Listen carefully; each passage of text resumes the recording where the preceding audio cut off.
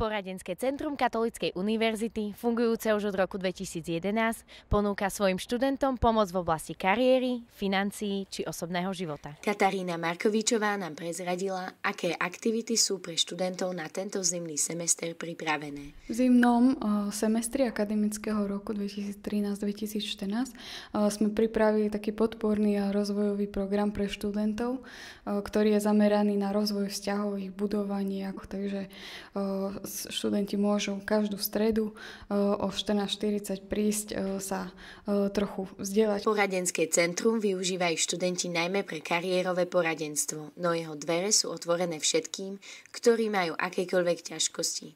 So svojím problémom sa môžete zdôveriť žene psychologičke alebo mužovi psychológovi.